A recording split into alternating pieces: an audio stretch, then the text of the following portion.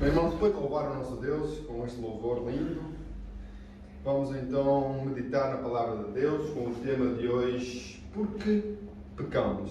Uma pergunta que está baseada em Tiago capítulo 1, versículos 5 e 6. É mais o 6, mas para compreendermos o 6 temos que ler o versículo anterior. Então, Tiago capítulo 1, versículos 5 e 6, que nos diz assim: E se algum de vós tem falta de sabedoria, peça a Deus, que a todos dá liberalmente, e o não lança em rosto, e se-lhe-á dado. Peça, porém, com fé, em nada duvidando, porque o que duvida é semelhante à onda do mar, que é levado pelo vento e lançado de uma e para a outra parte.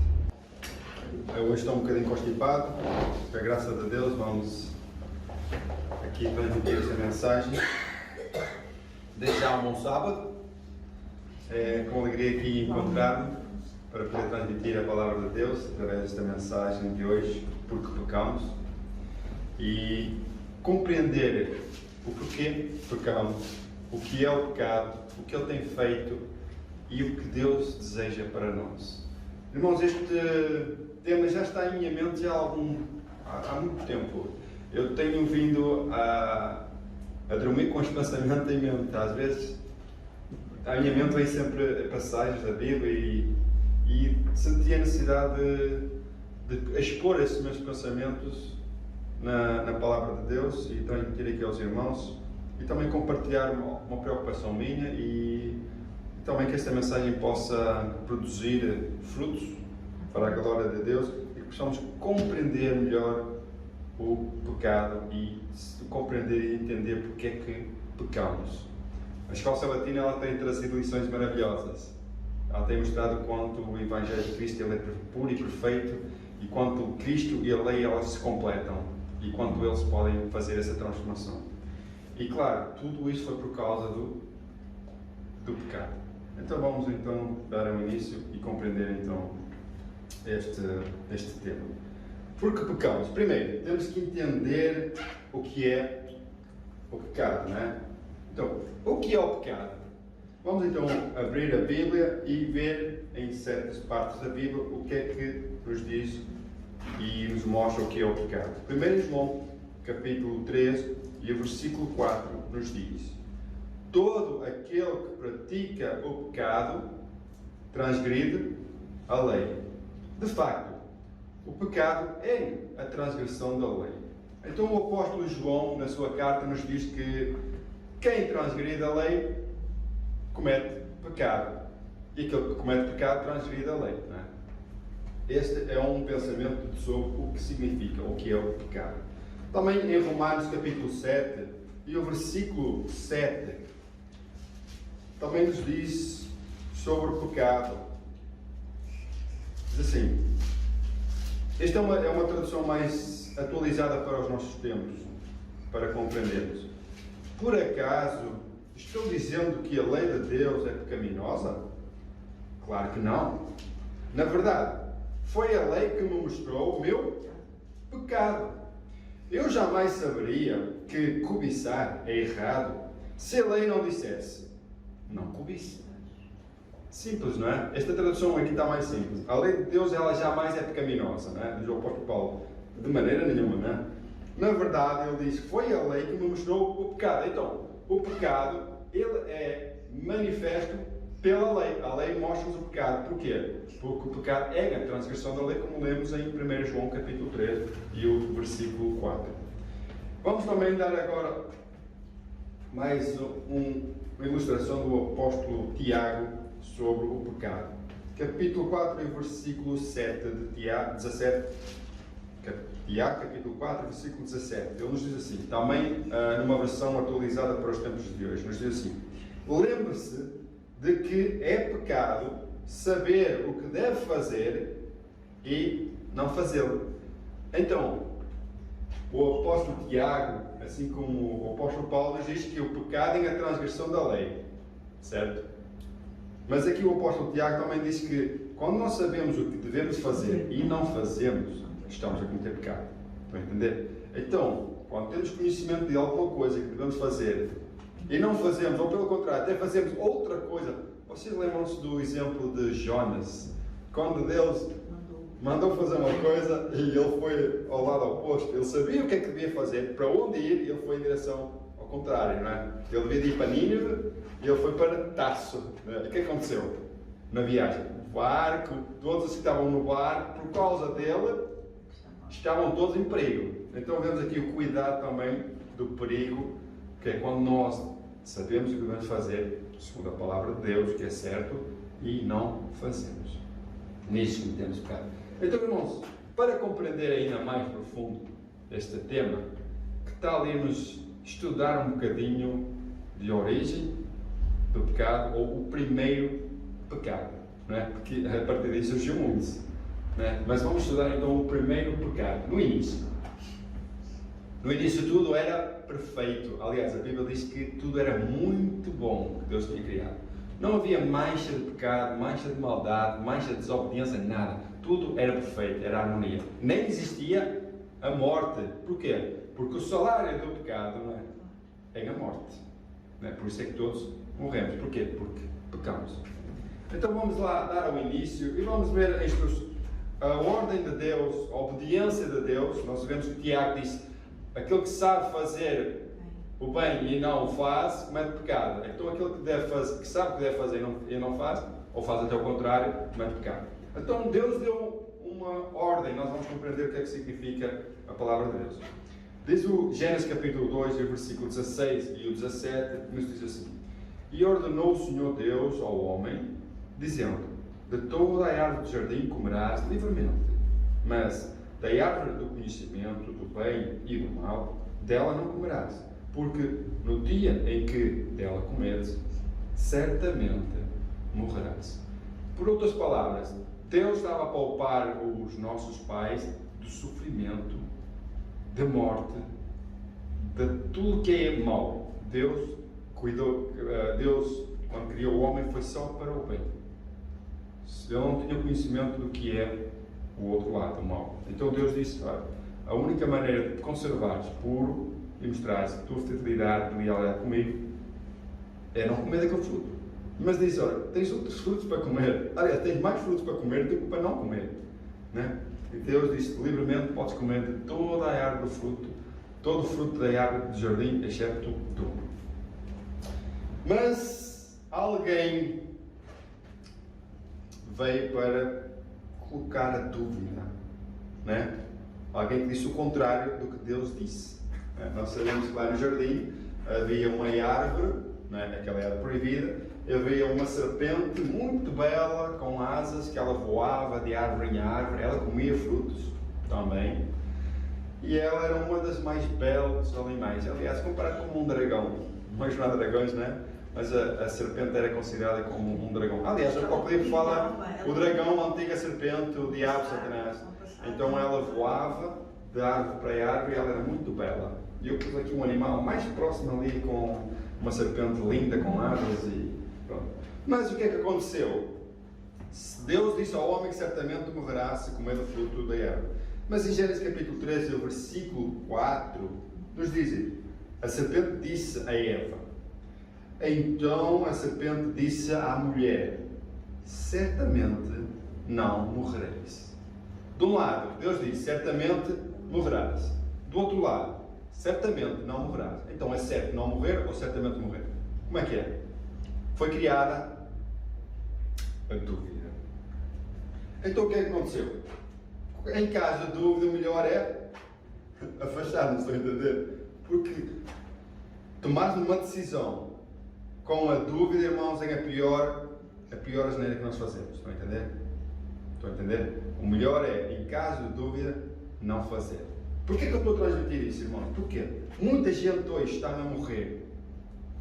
E é interessante que morrem após essa coisa do Covid e vacinas, não é? Tomam a vacina e morrem. O que aconteceu? Eu vi um vídeo esta semana de uma jovem de 20 anos que tomou a primeira dose, passado 3 dias morreu.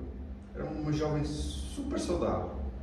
A irmã dela, a irmã mais velha, foi a essas pessoas políticos, advogados, e fez duas perguntas. Primeiro, porquê a minha irmã, ela disse, porquê que a minha irmã, saudável como era jovem, depois de tomar a vacina, acabou 3 dias depois de ir ao óbito? Primeira pergunta, porquê é que ela morreu 3 dias depois de ir ao óbito? Estava bem de saúde. E a segunda pergunta, quem se vai responsabilizar?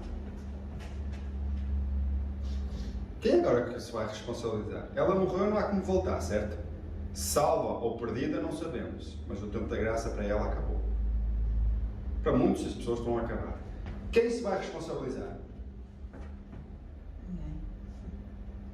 Irmãos, eu pensei e tive a pensar isso, mas ela foi obrigada, a vacina é obrigatória? Não.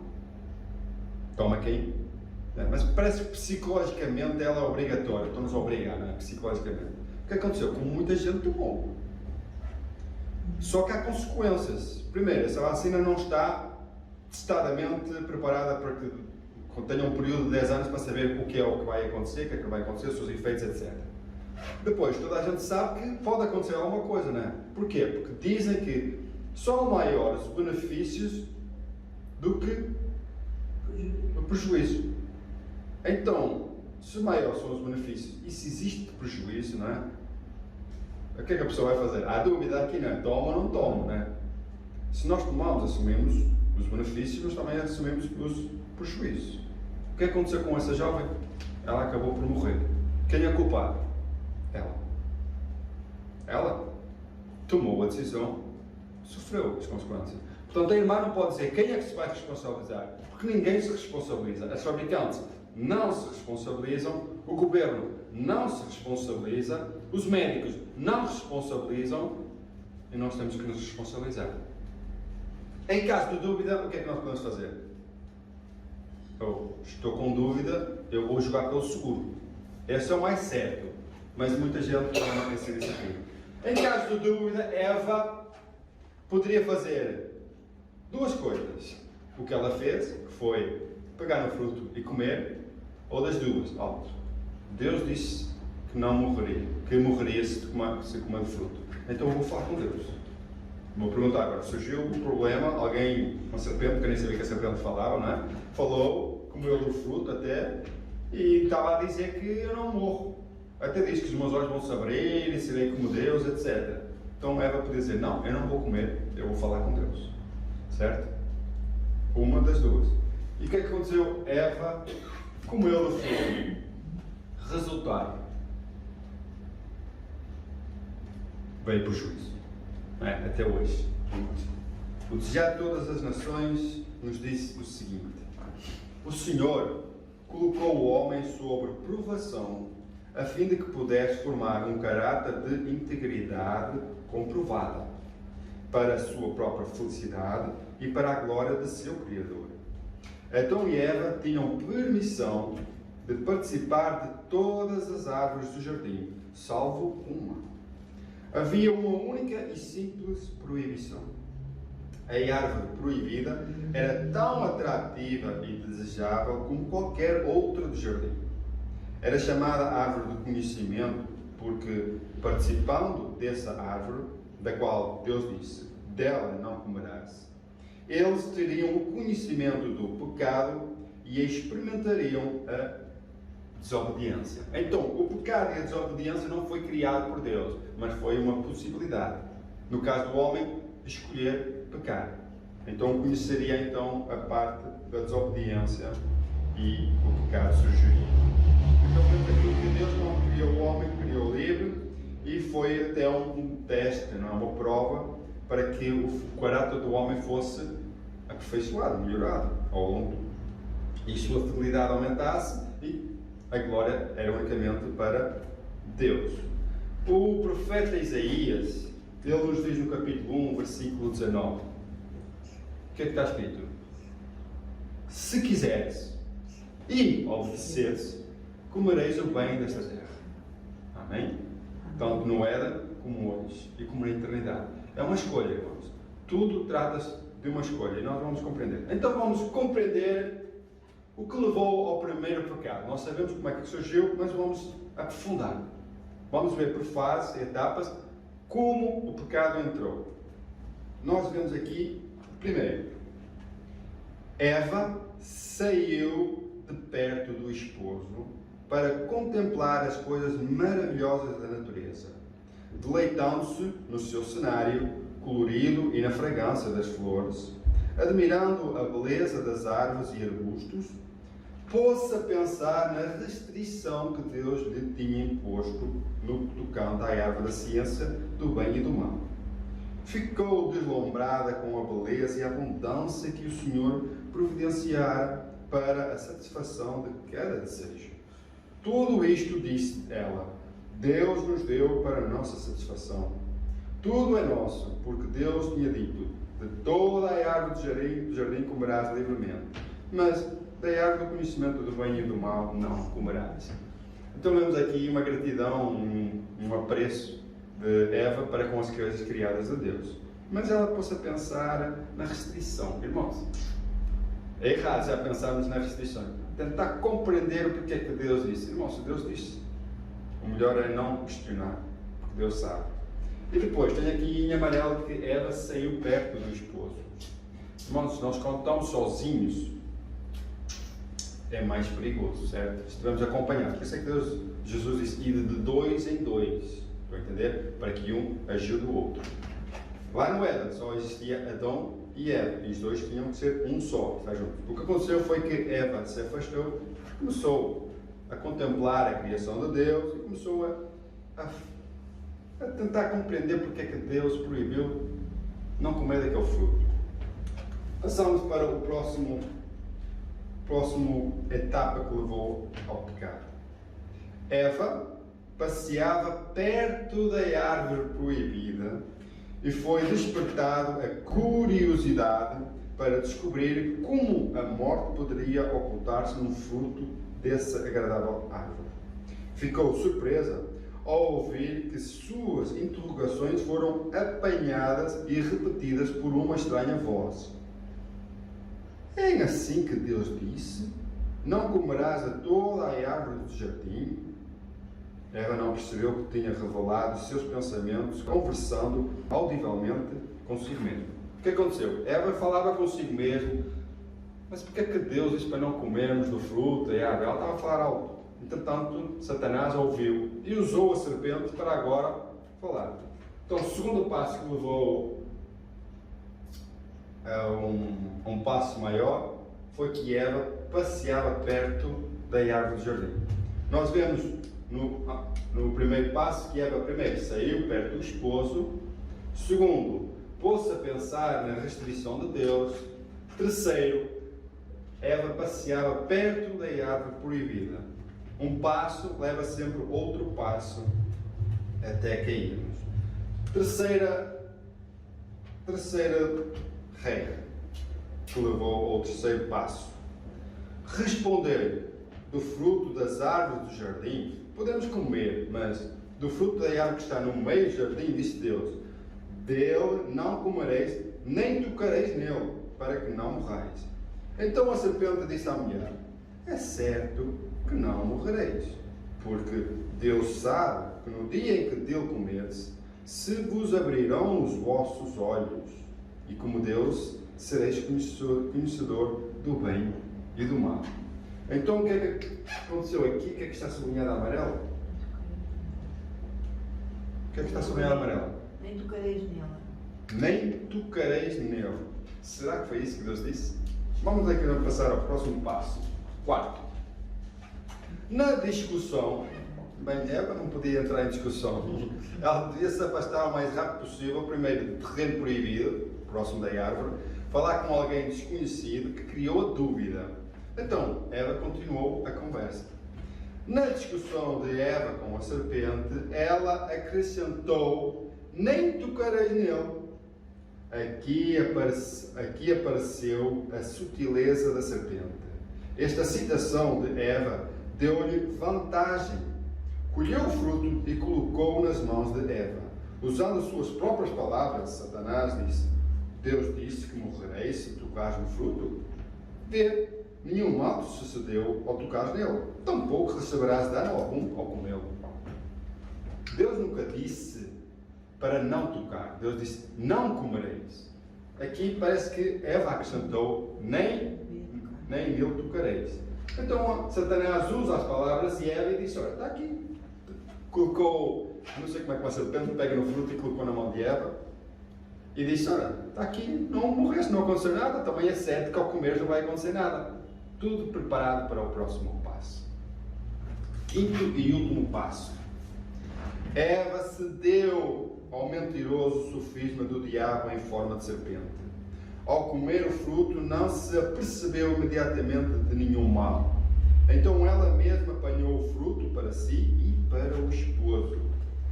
Vendo a mulher que a árvore era boa para comer e agradável aos olhos, e árvore desejável para dar entendimento, tomou-lhe do fruto e comeu. E deu também ao marido, e ele comeu. Esta citação está a anunciar todas as canções, capítulo 3. Então vemos aqui vários passos, não é? Primeiro passo, ela afastou-se de Deus. Segundo passo, ela começou a pensar, por que é que Deus restringiu não comer daquele fruto, proibiu de comer daquele fruto? Além disso, também ela aproximou-se de território proibido. Depois começou a falar com alguém desconhecido que criou a dúvida. E depois, no meio disto tudo, ela acrescentou. Depois de um passo, levar outro passo, ela acabou por comer. E agora Eva, além de ser tentada, ela passou a ser tentadora. Colheu um fruto para dar ao seu marido. E os dois comeram e, como desobedeceram, entrou então o pecado. O resultado é que o elevado grau de conhecimento que eles pensavam que obteriam comendo do fruto proibido, o que aconteceu? Lançou-os na desgraça do pecado e da culpa.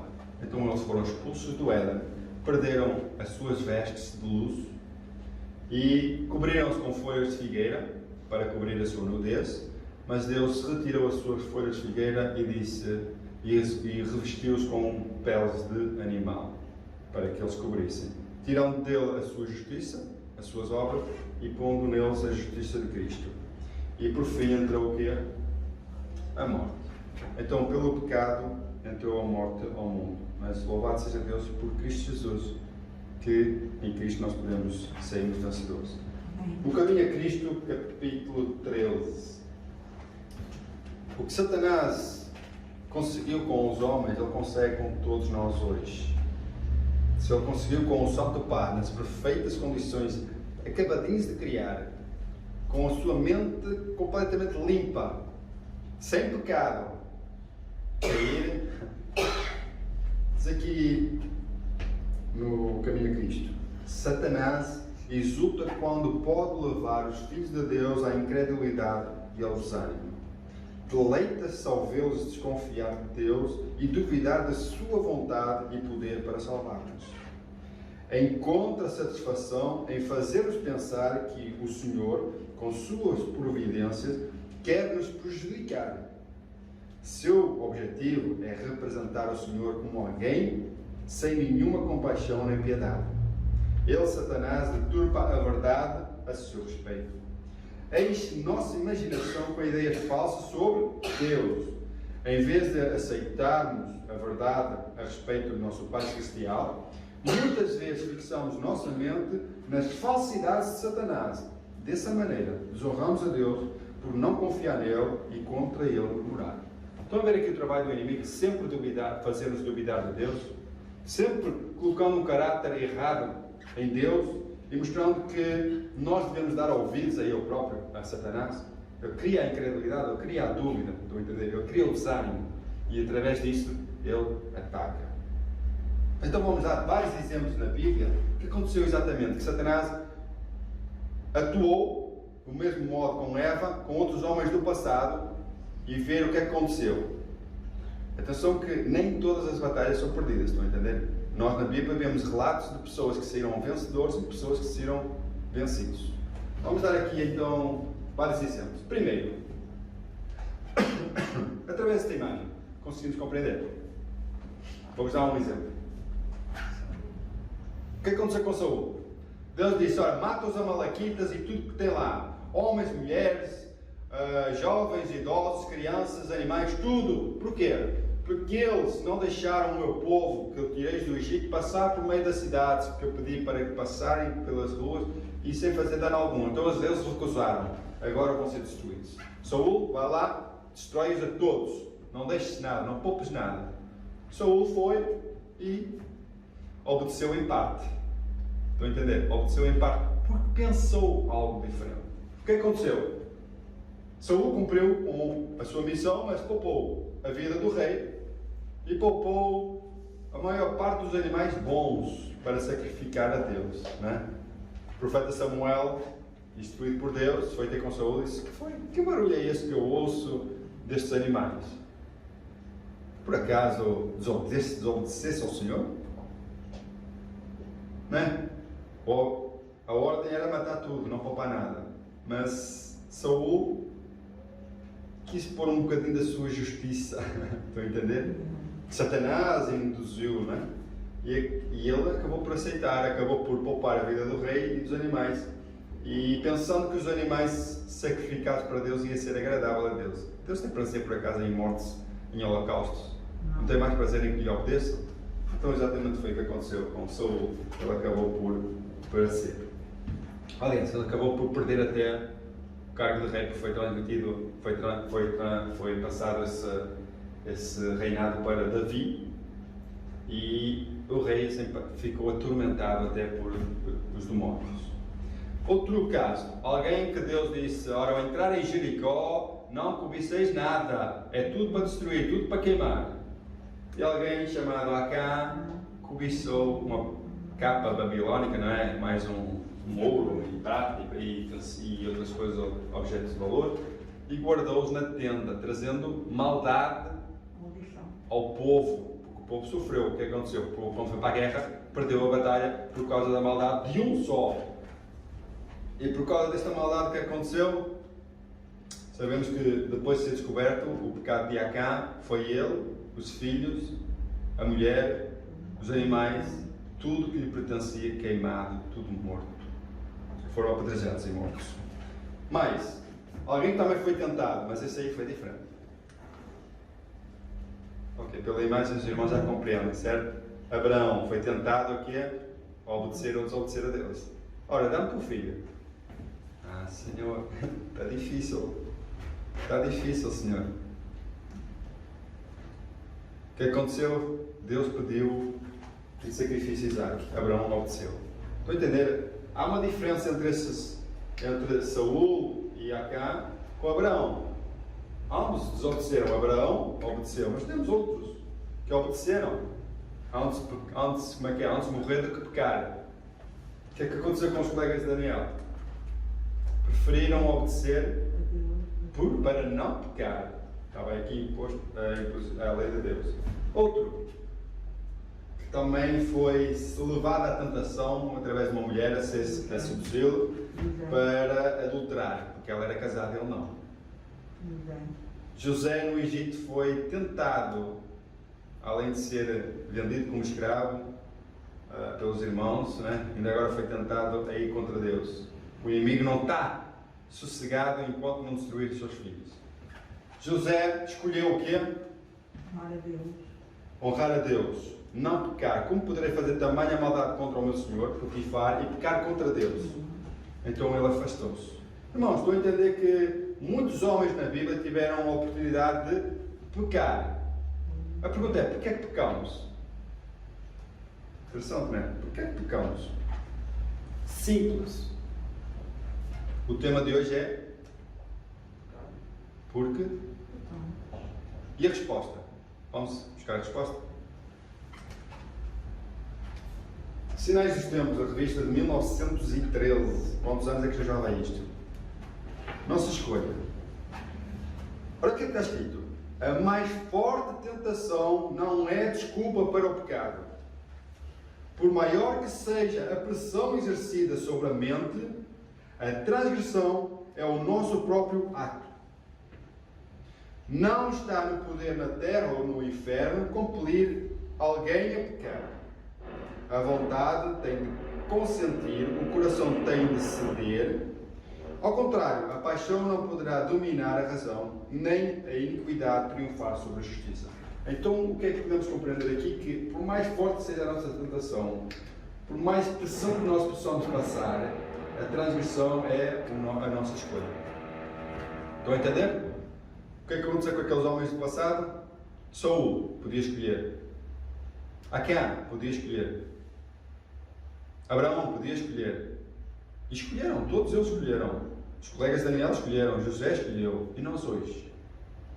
Podemos escolher. Então diz aqui que, a mulher deu-me e eu comi. A serpente, ela enganou-me e eu comi. Culpado é assim, eu comi porque isto. Eu comi porque aquilo. Irmãos, eu hoje vinha a caminho da igreja e no carro vinha a ouvir a escola sabatina do resumo da lição interativa. E teve lá um testemunho, que é uma história, né? É um rei que se vestiu de mendigo, de homem simples, e quis visitar os presos. Então ele visitou o preso um a um. Na primeira cela que ele entrou, ele começou a falar com o homem e perguntou: ora, porquê é que tu estás aqui? Eu estou aqui porque nasci numa família revoltada e acabei por entrar em maus caminhos e, ora, estou aqui porque cometi muita maldade e por causa da minha família, por causa do ambiente onde eu estava. Outra cela, ele visita e pergunta: ora, porquê é que tu estás aqui? Eu estava a passar por necessidades e senti que tinha que fazer alguma coisa e ora roubei um banco, ou roubei uma mercearia, ou roubei não sei o quê para, enfim, que eu estava a passar por necessidades. E foi assim ao longo da cela. Chegou à última e ele perguntou a esse homem: porquê é que tu estás aqui? E esse homem disse: eu estou aqui porque eu entrei por caminhos errados. Eu não dei ouvidos aos meus pais, acabei por fazer coisas que não devia fazer e agora estou aqui a pagar porque escolhi fazer o que é errado. Hoje, se desse ouvidos àqueles que queriam cuidar de mim, eu hoje não estaria aqui. Aliás, eu agia diferente. E esse homem vestido de mendigo ou de homem pobre tirou a sua capa e disse assim: libertem este homem, porque este homem está arrependido. E pelos seus frutos nós vemos isso, que ele, se tivesse uma oportunidade, ele agiria diferente. Estão a entender, irmãos? Todos estes casos servem para exemplo nosso, diz o apóstolo Paulo, para aqueles que estão aguardando a volta de Jesus. Então a pergunta é: por que pecamos? A resposta é: escolhemos. São as nossas escolhas. Nós podemos arranjar 1001 desculpas, isso é verdade. Mas dentro dessas 1001 desculpas, nós podemos escolher fazer sim ou fazer não. Agora a pergunta é, no meio disto tudo, o que fazer? O que é que devemos fazer? Como aquele homem lá na prisão disse: se só tivesse uma oportunidade, eu agiria diferente, certo? Quantas vezes Cristo, quando estava no nosso meio, Ele deu oportunidades a homens que não podiam andar, a homens que eram rejeitados pela sociedade por causa da lepra, a homens que nunca podiam ver, e Jesus deu-lhe a oportunidade de voltar a ver. Como seria a vida desses homens? Como seria a nossa vida se Jesus estivesse agora connosco e dissesse assim: eu vou-te dar uma oportunidade? Como nós usaríamos agora dessa oportunidade? Como nós iríamos fazer a nossa escolha? Então o que fazer? Diz Judas capítulo 24: ora, aquele que é poderoso para vos guardar de tropeços e para vos apresentar com exultação imaculados diante da sua glória. Então vemos que devemos confiar em quem? Naquele que é poderoso para nos guardar de tropeçar, daquele que é capaz de nos colocar irrepreensíveis e até na presença de Deus, na sua glória. Entender? Confiar. Vamos então ler a parábola de Jesus, capítulo na página 312. Vamos falar sobre Jesus. Cristo foi obediente a todos os reclames da lei, certo? Certo ou errado? Certo. Então, por sua obediência perfeita, tornou possível a todo homem obedecer aos mandamentos de Deus. Porque ele é o exemplo. Ao nos sujeitar a Cristo, nosso coração se une com o seu. Nossa vontade emerge em sua vontade e nosso espírito torna-se um com o seu espírito. Nossos pensamentos serão levados cativos a Ele e vivemos sua vida. Isto é o que significa estar trajados com as vestes de sua justiça. Quando então o Senhor nos contemplar, verá não o vestido e folhas de figueira, não a nudez e a deformidade do pecado, mas suas próprias vestes de justiça, que são a obediência perfeita à lei de Jeová. Lindo, irmãos.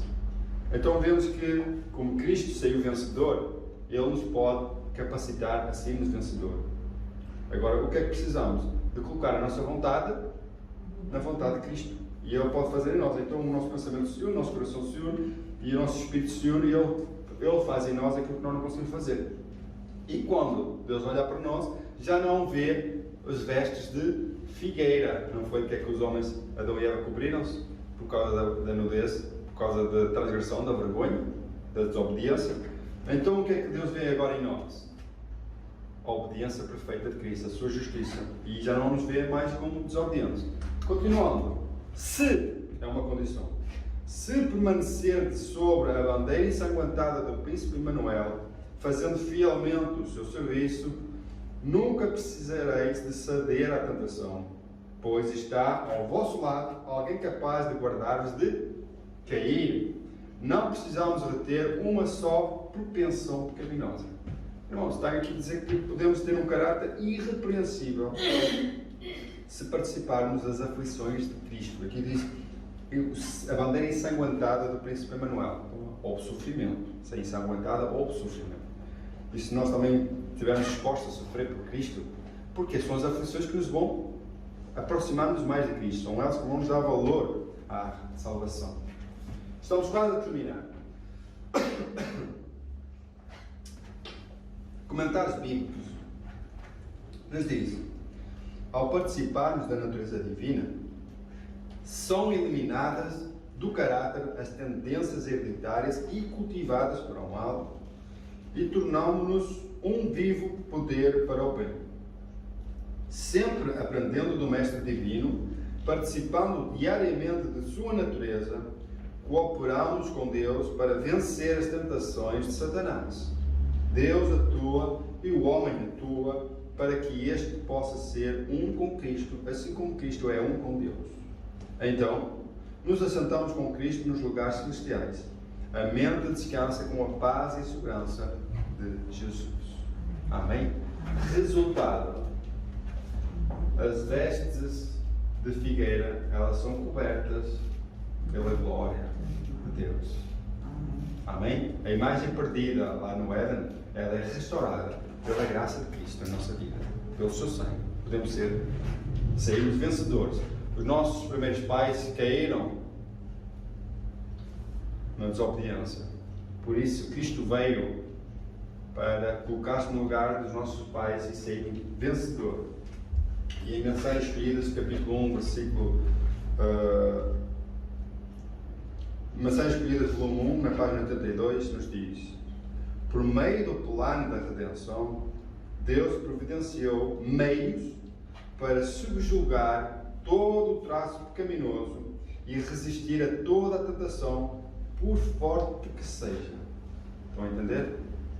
Deus, através da sua revelação, do seu amor, da sua graça, Ele nos pode e prova que é possível nós, obedecendo a todos os mandamentos, e termos um caráter irrepreensível no tempo em que nos encontramos.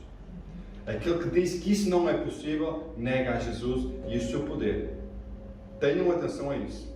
Muitos dizem: eu sou pecador, eu nasci pecador, eu não consigo vencer as tendências hereditárias, eu não consigo vencer, eu não consigo perdoar este, eu não consigo fazer isto, porque eu sou assim, é a minha natureza, eu sou assim. Mentira. Isso é uma desculpa do diabo. Se Cristo venceu, Ele diz que nós podemos vencer. Amém. Ele diz que no mundo nós teremos aflições. Mas Ele disse, olha, agora fiquei assim. Não, disse, eu tenho um ânimo, lutai, confiai em mim. Para quê? Para sairmos vencedores. Porque Satanás, ele quer mostrar que é impossível o homem obedecer à lei de Deus. Foi o que ele pôs em causa no governo no céu. Foi o que ele pôs em causa no jardim do Éden. Foi o que ele pôs em causa com o povo de Israel. E é o que ele quer fazer com a igreja de Deus. E nós damos ouvidos ao diabo, como diz aqui, né? Ouvimos a serpente a falar, a dizer, não, tu não consegues. Nós temos que dizer ao diabo, sim, é verdade, eu não consigo, mas com Cristo eu sou mais que vencedor. Amém. No desejado de todas as nações? Não, no grande conflito. Já nem sei se é no grande conflito ou no desejado de todas as nações. Diz lá que era um grande conflito, acho eu. Diz a maior, a alma mais débil, aquela alma mais fraca, confiada em Cristo, ela pode enfrentar cara a cara a Satanás e vencê-lo. Estão a entender?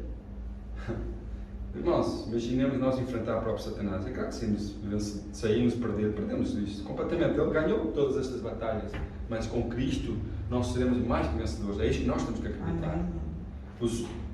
O povo de Israel, para se salvar das picadas das serpentes ardentes lá no deserto, eles por si mesmos estavam perdidos quando eram picados pela serpente. Mas pela fé eles olhavam, não vamos dizer a haste como uma serpente lá, mas a Cristo, né? À cruz do Calvário, e eram curados.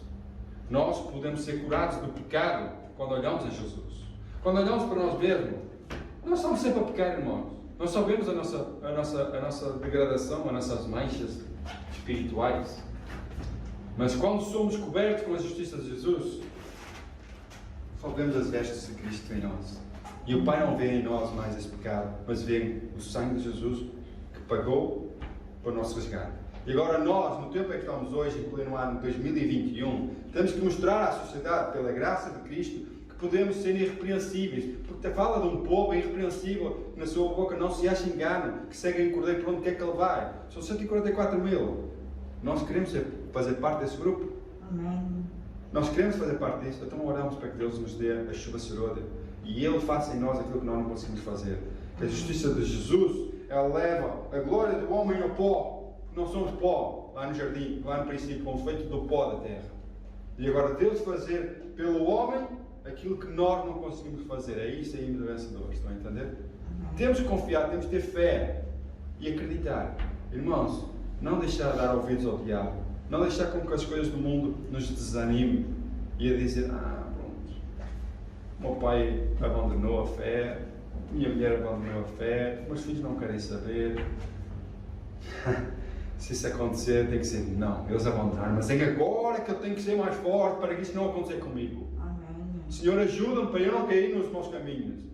Ainda que todos te abandonem, Senhor, fortalece-me e capacita para que eu esteja aqui a defender a tua causa.